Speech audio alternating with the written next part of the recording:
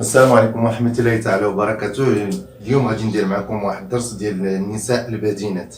إذا عندنا جوج ديال الدروس في درس واحد باش نسرعو نخرجو من السروال لأن طولنا فيه. إذا كل مرة نقول غادي نوقف من السروال حتى تيجيني سؤال آخر، تطرح عليا سؤال آخر ما كنقدرش نتخلى على الأسئلة ديالكم. إذا غادي نواصلو. عندنا جوج المقاسات اللي عندنا فيهم مشاكل. إذا عندنا هاد المقاس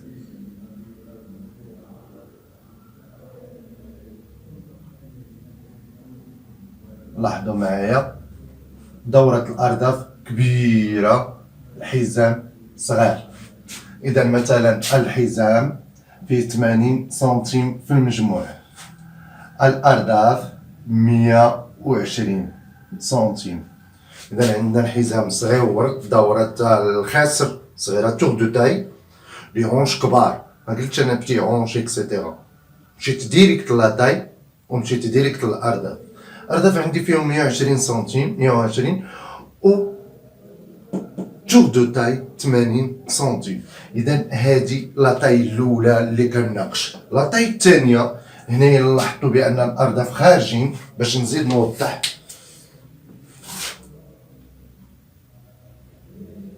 نوضح، الهدف ديالنا حنايا فين كاين. ها هما الأرداف على هذا الشكل. إذا عندي الأرداف كبار وحتى هنايا كبير.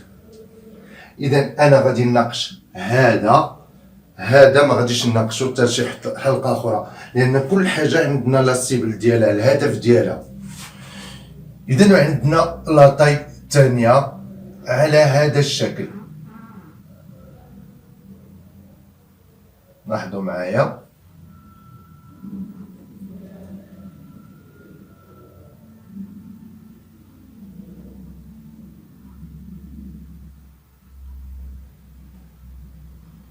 إذا هنايا لي هونش خارجين، هذا الأمام. دابا عندنا هذا هو البنطالون على هذا الشكل. عندنا لي هونش هنا خارجين، إذا في دورة الأرداف المؤخرة ديالها خارجة هنايا خارجين لي هونش. إذا هاد المشاكل هادو كلهم هاد العبد المذنب كيعرفهم. إذا ما بغيناش نتدخلوا حنا في الجسم ديال الإنسان ولا حاجة، ولكن الناس اللي طلبوا مني هاد الموديل عزاز وغاليين، وتنتوما عزاز وغاليين.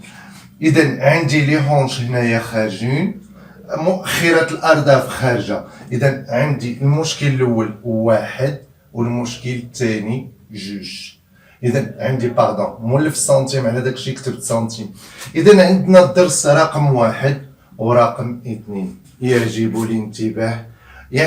دابا راك تقولي حاليا مرحليا انا ما عندي ما ندير بهاد العباره، عندي طاي مانكا ولا اون سي جامي غتكوني كوتوريير ولا خياطه ويجيو عندك هادو ما كاينش اللي يشرح لك، والعلم لله. اذا غادي نطبقوا الدرس ديالنا ويجب الانتباه ثم الانتباه.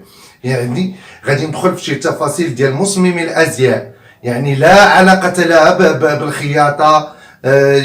سيادي المعلمين وسيادي الصناعيه هما عندهم طريقه خاصه بهم، والمصممين عندهم طريقه خاصه بهم. اذا الا دخلتي تفرجي في هذا الفيديو هذا وكملتي راه عندك درس مهم قيم على ما اعتقد. اذا غادي نتفضلوا.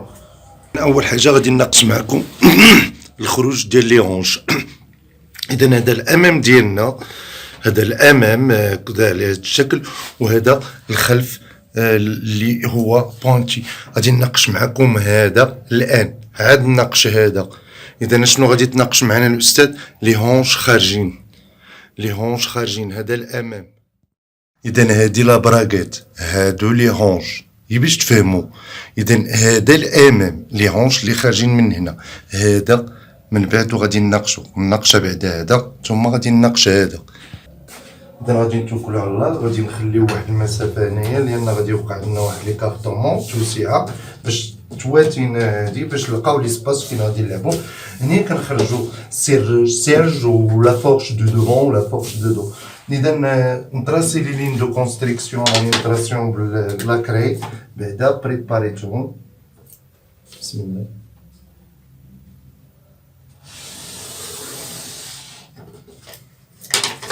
إذا خطوط البناء باش غادي نبني عليهم الموديل ديالي هما إذا hauteur de la fourche, hauteur de la fourche, علو la fourche, hauteur de fourche, hauteur de bassin, pardon, hauteur de bassin 28 سنتيمتر عند هاد السيدة. إذا عطيتكم جميع القواعد على علو لي هونش، جيت لكم من هنا درت من هنا في جميع الدروس. إذا أنا كلفت نفسي عناء، نتوما كلفوا نفسكم عناء باش تدخلوا للقناة وتبحثوا فيها. إذا غادي نشوف شحال عندي في لافورش. لافورش عندي 28 ديفيزي باغ 5 مقسومة على 5. إذا 28 علو الأرداف مقسومة على 5، وجدت 5.6. إذا 5.6 هذه مراجعة وللذكر. معنا شيماء قالت لك أستاذ كي ملي كنشوف كتعاود التمرين كيدخل ليا راسي، هذا هو الهدف. السلام 5.6 نطلع بها هذا الشكل. عارفين هذه القضية ياك؟ كنشدو البريفي ديالنا والبيستوليه ولي فيغوتي مانياتور ونعمل هكذا على هذا الشكل ونعملها هكذا. إذا الروتينية مراجعة على هذا الشكل. إذا فين عندنا المشكل؟ هنا الأرداف، هادو الأرداف ديالنا على هذا الشكل. إذا دروس حصرية على ما أعتقد، كنبغوش نقولو حصرية باش المسائل تكون عادية. يعني الدرس كيكون حصري عندي ما كنبغيش نقولو يعني كما نديرو ديك الهضرة. إذا 30 سنتيم عندي في الأرداف. 30 سنتيم راكم عارفينها، قسمت على 4 عندي 120. أوكي 120. اللي طاحوا في هذا الفيديو هما جداد، رجعوا لي فيديو القدام غادي تلقاو الدروس كلهم السروال والقواعد.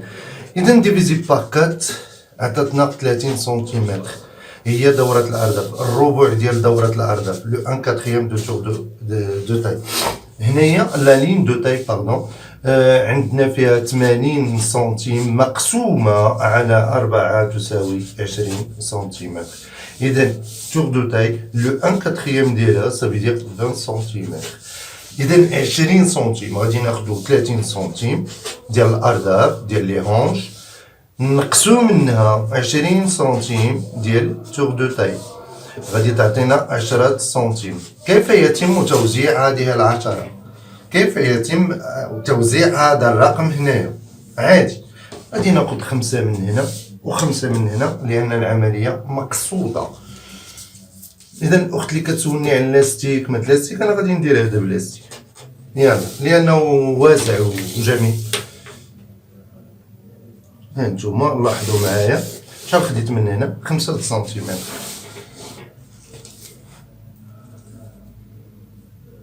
وخديت 5 من هنايا، عملت هكذا. الهدف ديالي هو هذا، شتي الهدف ديالي هنا فين خارجين ليا لي هونش. الهدف ديالي هو هذا، ما غاديش نناقش لا بالما لا با تيليفون لا حتى شي حاجه، غادي نشد هادي غون على هاد الشكل. دابا راسها فين ما مشات أينما ترغب في ذهابها، لأنني عملت درس وعملت قصة. لا أخوات العربية ترى دخلوا معايا، ولكن إلا كانوا يساعدوني بالكلمات المفتاحية ما كنعرفش كي صافي دير لا بارمونتور المرض اكسيتيرا. عاونوني ساعدوني جزاكم الله خيرا أشقاء العرب الأخوات العربية، وبالأخص الأخت اللي من فلسطين ومن بورسعيد، وشكرا لميرفت. إذا من هنا لهنايا 5 سنتيم. لاحظوا معايا اشنو غادي ندير في هاد لوبيراسيون. غادي ناخد بابي دو سوا باش نيكارتي ونشوف العمليه كي غادي تخرج لنا.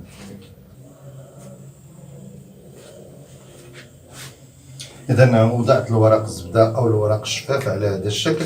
اذا لاحظتوا ما قراطيتش من هنايا باش غديري الباندا ديالك، هذا بالاضافه ديال الباندا لان ما يمكنليش نخرج منه الباندا والعلم لله. يعني الحزام سوف يكون منفصل عن البنطلون.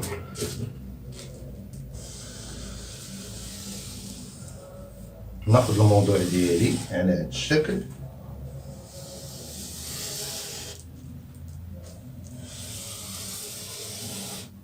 تحديد هذه النقطة ضروري وواجب. إذا غادي ناخدو غير حتى لتحت. إذا ما غاديش ناخد السروال بزاف باش ما ياخدلياش مساحة الباتروناج. الهدف ديالنا هو لي هونج. إذا اخترت الأمام كقاعدة أولية على هذا الشكل. لاحظوا معايا نجيب المقص باش غادي نقطع هذا. إذا هذا الأمام devant.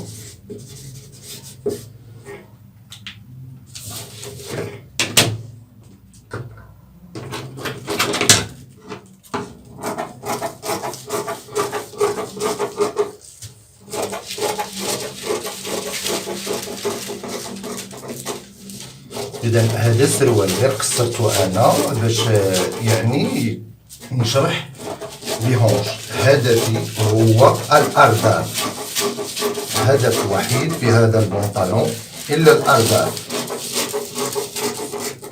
أخوات اللي معنا جداد رجعوا شوفوا الدروس اللي عدت ديال السروال، عدت يعني لا يستهان به. إذا غادي ناخد باتروناج اخر باش غادي ندير الخلف ديالي. إذا الخلف ديالي واحد الأخت من فرنسا كتكتب لي بالفرنسي قالت لي يا أستاذ علاش نقصتي 2 سنتيمتر من الأمام وضفتيها للخلف؟ لأن الخلف لا يوازي الأمام والخلف كيكون كبير على الأمام. إذا غادي نضيف لي 2 سنتيمتر ديالي وكيصبح عندي هذا باتروناج سون أجوتي لا فالور دو لا كوتور. إذا على هذا الشكل وغادي نجي لهنايا باردون 5.6 ها هي، وغادي نقسم العدد ديالي من هنا لهنايا اللي عندي هوتور دو باسان علو الأرداف 28 سنتيم مقسومة على 2 تساوي 14 هي اللي غادي ندير هنايا. إذا غادي نجيبها من لاكس ديال لافورج على هاد الشكل ونجي غون على هاد الشكل. إذا هنايا كنت قلت لكم في الجونو كنضيفو 3 سنتيمتر وكنجيب على هاد الشكل هذا. إذا المسافة اللي عندنا من هنا لهنايا هي اللي كنوضعو من هنا لهنايا وكنجيب هكذا وكنطلعو لديك 2 سنتيمتر على هاد الشكل هذا. إذا هنا كنضيف 2 سنتيمتر. إذا هذا أصبح باتروناج ماشي باترون. هنايا راه إضافة الخياطة كنضيفها مباشرة باش نمشيو مع القواعد اللي كيعملوا الأساتذة الآخرين في جميع الكتب وجميع المؤسسات.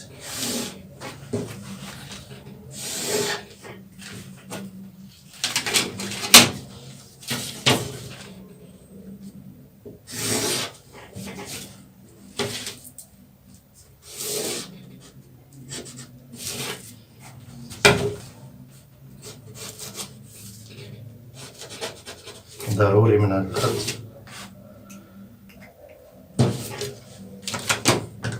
إذا غادي نحيد الأمام ديالي بعد ما أنجزت به الخلف.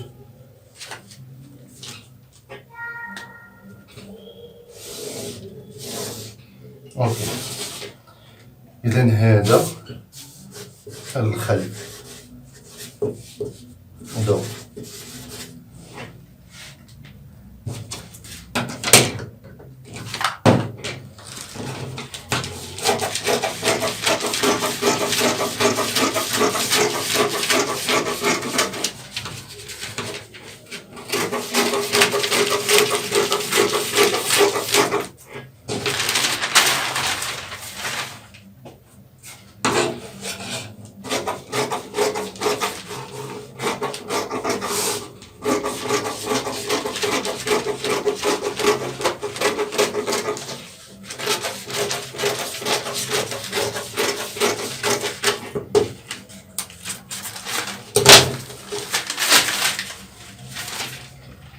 إذا أصبح متوفر لدي الأمام والخلف.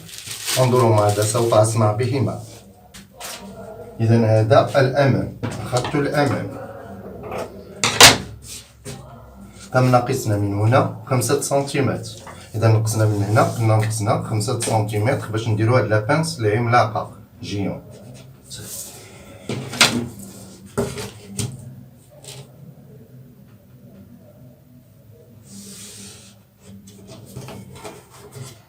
اذا لاحظوا معايا شنو غادي ندير.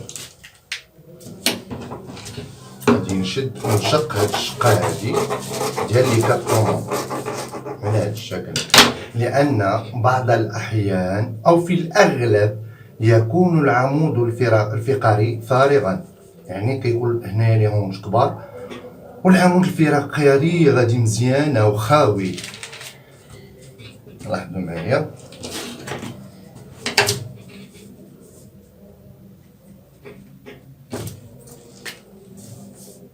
إذا الموضوع راه حصري الأخوات.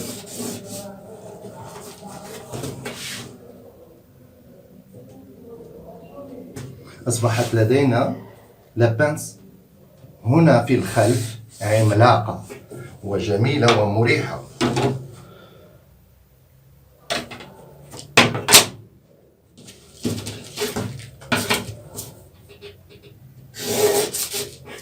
إذا سوف يصبح البنطلون أو السروال على هذا الشكل.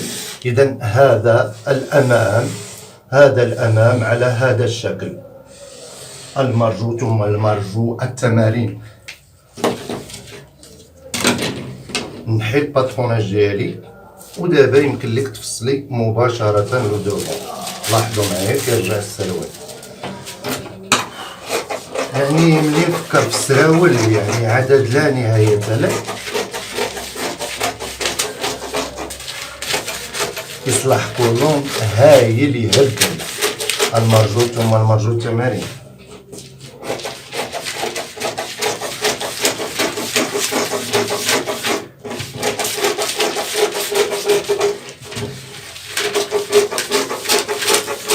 إذا هذا الباتروناج الأول ديال لو دوفون. لاحظوا معايا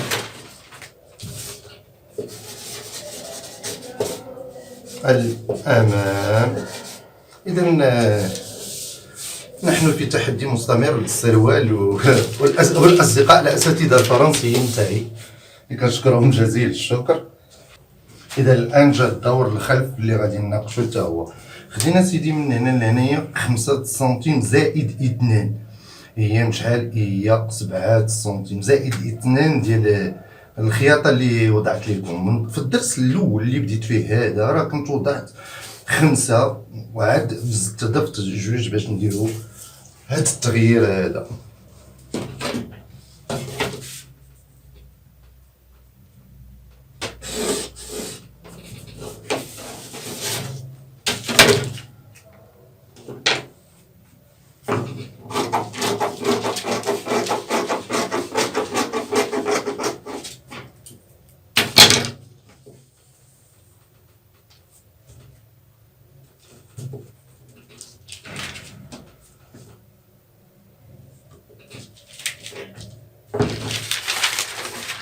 الإضافة اللي كنت ضفت هنايا البنات هانتوما شوفوا معايا مزيان. ملي غادي نوضع هذا غادي نلقى 2 سنتيمتر ناقصاني ولا 3 سنتيمتر. العملية هنايا هي جد معقدة بالنسبة للمبتدئات. يعني ديك 2 سنتيمتر كنجي كنشربها هنايا باش تعطيني لي هونش لي فاغ. يعني كنجي ندير لي زاس يعني بشويه عليا كي كندير في التوني ديال الصدر. ملي كنتلاقاو مع شي حجم كبير، لان هنا في لي كارطون تضاف لنا 2 سنتيمتر هنايا غتعطينا 3 ولا 4 سنتيمتر زائد. انا غادي نبدا من هنا حتى لهنايا تندير علامه كرانه في تي بي في طرافو رياليزي وكنبقى ندخل نشرب تيولي sous forme d'une pince invisible. Qui ça veut dire une pince invisible, professeur? Alors, يعني تتصبح بانسة شبح في لي زومبي. كونوا على علم هاد المسافة الطويلة اللي ندخل فيها أنا لومبي الشراب تكينشات هكذا راه 40 سنتيمتر 4 سنتيمتر 5 سنتيمتر هنا غتكون انفيزيبل وغتعطي لي الخلف رائع رائع رائع. إذا شوفوا الفرق. أنا نحكي لكم هنايا اللي غادي نخيط لي كوتي ديالي غادي نلقى الفرق 4 سنتيم أو 3 أو 5. سوف أقحمها بهذه الطريقة في هذه العنق.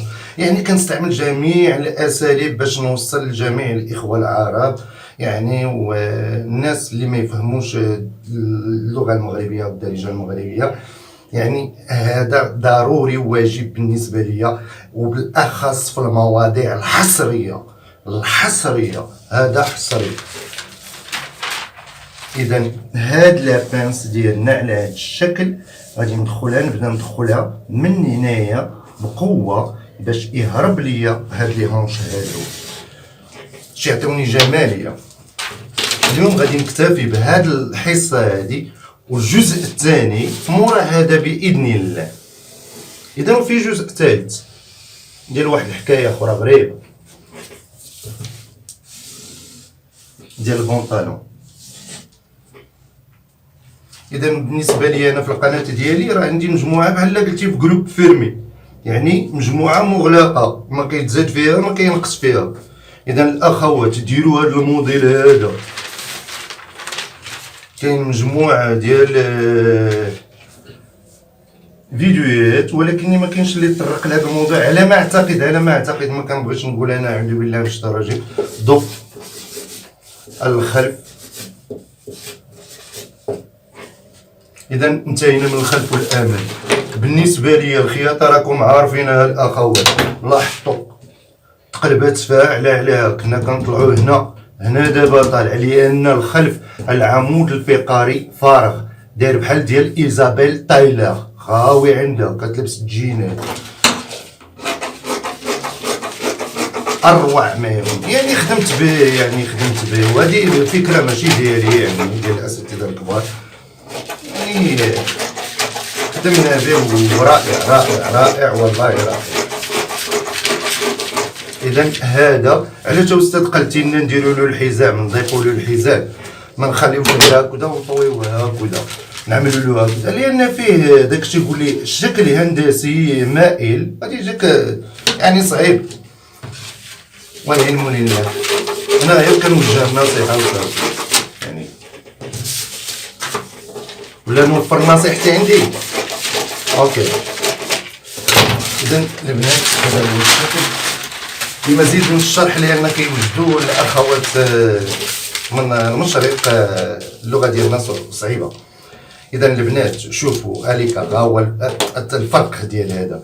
غادي نشد ملي نكون كنخيط، نشرب هذا على هذا، ندير نعمل هكذا وانا كنخيط، ولا هذا نواليه للسنان. السنان راه كيشربوا واخا تعيي لي غريف سنان د الماكينه اللي يجبدوا سنان د الماكينه، غادي نواليه ليهم زعما نديرو من الاسفل ونحط هذا الفوق ونجبد، وهما راه غادي يجمعوا ويديروا الدور ديالهم.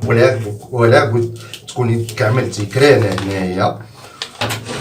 هنا وغادي تعملي كرانه هنايا حتى تلاقيهم هنا باش تعرفي راكي سالمه في الطريق ديال الخياطه.